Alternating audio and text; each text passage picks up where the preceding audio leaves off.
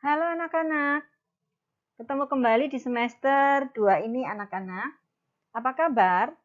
Tentunya baik-baik saja ya, sehat dan lebih semangat ya Ibu harapkan. Kenapa? Karena kalian menghabiskan waktu libur kalian. Anak-anak, kali ini Ibu Lestari dari SMP Kristen 7 Penabur Jakarta akan menemani kalian dalam pembelajaran jarak jauh semester 2 ini dengan tema kerajinan dari bahan keras. Ibu harap kalian sudah mempersiapkan alat tulis kalian, laptop kalian, dan buku cetak kalian. Dibuka bab 3, halaman 31 sampai halaman 36.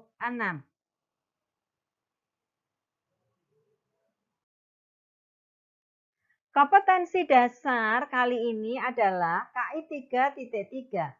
Memahami pengetahuan tentang jenis, sifat, karakter pengolahan limbah logam, kaca, dan atau plastik. KI 4.3 adalah membuat dan menyajikan kerajinan berbahan dasar logam, kaca, dan plastik sesuai potensi daerah setempat secara kreatif dan inovatif. Tujuan pembelajaran: 1. Siswa dapat menjelaskan pengertian bahan keras buatan. 2. Siswa dapat mendeskripsikan jenis-jenis bahan keras buatan. 3. Siswa dapat mendeskripsikan ciri bahan keras buatan. 4.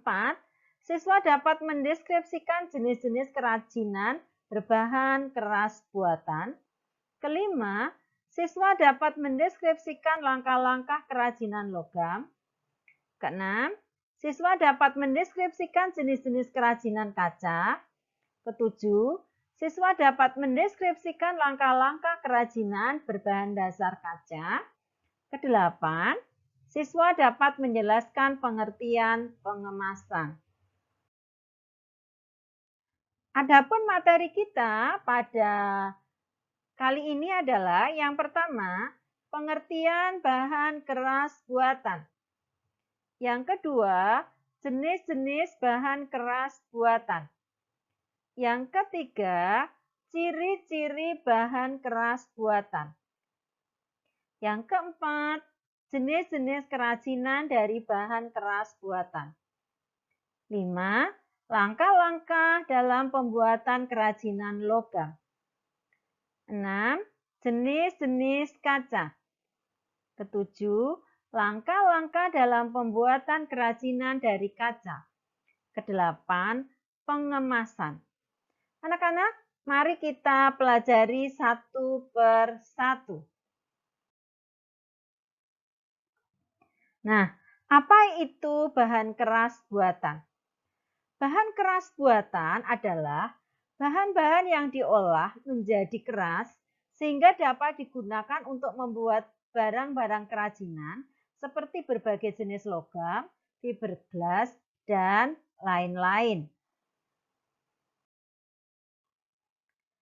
Nah, sekarang jenis-jenis bahan keras buatan.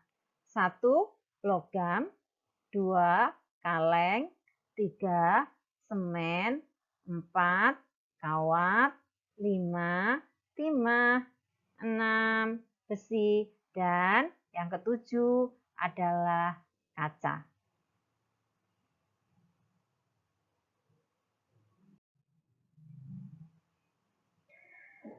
Anak-anak, apa ciri-ciri atau karakteristik dari bahan keras buatan?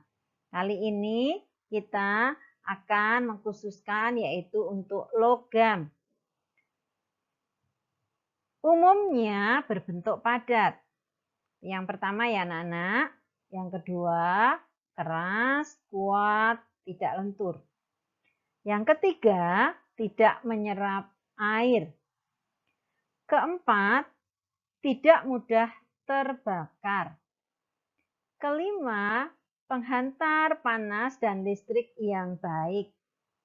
Keenam, mudah ditempa atau dibentuk. Yang ketujuh, Ada beberapa jenis logam yang tidak mudah berkarat. Tentunya ada logam yang berkarat ya jenisnya. Kemudian bahan keras buatan yang kedua adalah kaca. Ciri yang pertama yaitu berwujud dan padat. Yang kedua, kuat. Yang ketiga, tembus pandang. Keempat, tahan panas. Kelima, mudah dibentuk dan dipanaskan. Keenam, tidak menyerap air. Ketujuh, menjadi isolator panas dan listrik. Anak-anak, mari kita lanjutkan materi kita berikutnya, yaitu pengertian kria logam. Apa itu kria logam? Ya, bentuk kerajinan dengan media logam untuk membuat sesuatu menjadi barang yang bernilai guna. Media logam yang biasa digunakan itu adalah tembaga dan aluminium. Anak-anak, lihat pada slide kalian atau di buku cetak kalian. Ini adalah contoh kerajinan atau kria dari logam.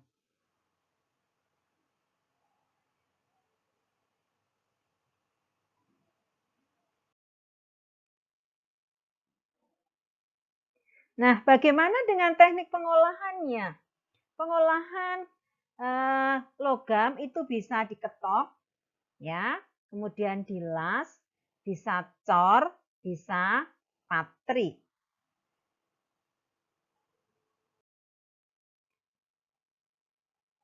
Anak-anak, bagaimana langkah-langkah dalam pembuatan kria logam 2 dimensi? Yang pertama, siapkan alat dan bahannya, ya, yang mencakup dengan lembaran logam seperti aluminium, kuningan, tembaga, perak, seperti pada gambar slide ini. Yang kedua, yaitu ballpoint yang sudah tidak dipakai. Tentunya ini ballpoint yang sudah habis tintanya. Yang ketiga, kertas HVS untuk menggambar sketsa. Yang keempat adalah handuk kecil. Ini adalah langkah pertama dari pembuatan kria logam 2 dimensi. Berikutnya anak-anak, yaitu membuat gambar desain pada kertas HVS. Kemudian yang ketiga, tempel gambar desain yang sudah jadi pada permukaan bahan. Yang keempat, tekan mengikuti garis kontur pada desain gambar yang dibuat dengan menggunakan ballpoint bekas.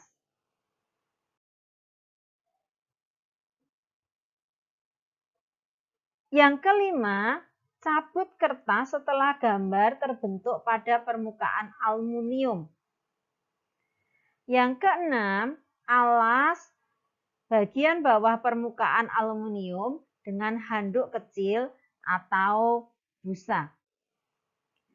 Yang ketujuh, tekan-tekan bagian atas permukaan aluminium sehingga objek gambar terbentuk menonjol keluar seperti relief.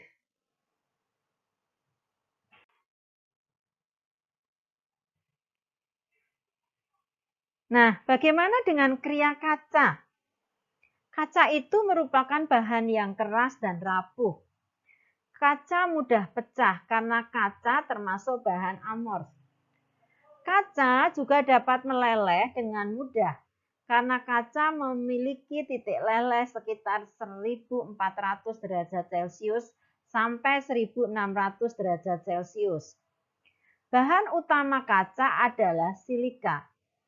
Anak-anak, dalam kehidupan sehari-hari, kaca banyak digunakan yaitu sebagai cermin, alat-alat laboratorium, dekorasi, dan pembatas ruangan. Juga kaca bisa digunakan untuk bahan kerajinan seperti mosaik kaca, kolase kaca, ukir cermin, ya, lukis kaca, dan sebagainya.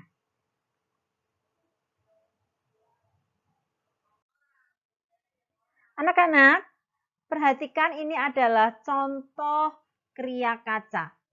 Ya, mosaik kaca. Lihat contohnya pada slide kalian. Yang kedua yaitu kolase kaca.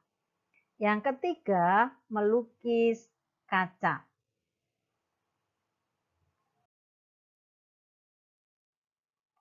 Nah, adapun jenis-jenis kaca yang dalam kehidupan sehari-hari, yang pertama yaitu kaca bening. Yang kedua, kaca riben. Yang ketiga, kaca pirek. Anak-anak, kita akan pelajari satu persatu. Yang pertama yaitu ciri-ciri kaca bening. Yang pertama tebal, berwarna bening, tentunya ya, mengkilap, berharga standar, dan memantulkan cahaya dengan baik.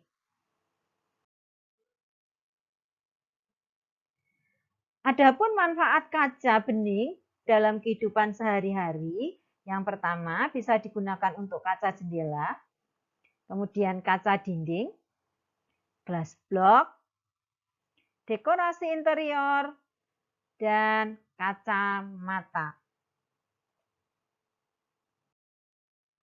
Anak-anak, berikutnya adalah jenis kaca riben. Adapun ciri-cirinya, yang pertama ketebalannya bervariasi, berwarna gelap atau hitam, memiliki kesan tegas, kemudian harganya juga standar ya, relatif, kemudian pemantulan cahaya kurang bagus. Adapun manfaatnya adalah untuk kaca jendela, kaca dinding, glass block, dekorasi atau interior, kaca mobil, dan lain-lain.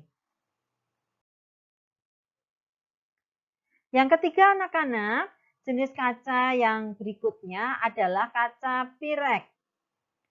Ciri-cirinya, susah meleleh, membutuhkan proses pembakaran dengan suhu tinggi. Manfaatnya, biasanya bagi ibu-ibu rumah tangga ini dipakai untuk kebutuhan rumah tangga. Ya, karena menjadi alat masak yang baik. Tapi juga bisa digunakan sebagai alat laboratorium. Nah, sekarang anak-anak, kita akan belajar tentang teknik pengolahan kerajinan berbahan dasar kaca. Khususnya kali ini kita akan belajar dari kerajinan yaitu ukir cermin. Yang pertama yaitu carilah ide, konsep, dan gambarlah desainnya. Yang kedua adalah siapkan bahan dan alat. Apa saja bahan dan alatnya?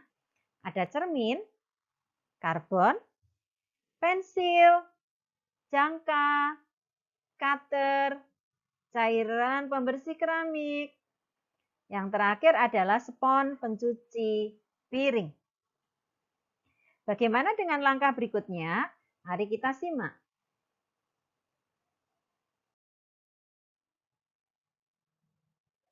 Langkah yang ketiga, gambarlah desain pada kertas dan jiplak dengan karbon pada bagian belakang cermin. Yang keempat, tandai bagian yang akan diukur dengan pensil. Bagian ini akan terlihat transparan. Yang kelima, ukir dengan jangka pada bagian kerangka motif. Yang keenam, ukirlah dengan cutter pada bagian dalam motif.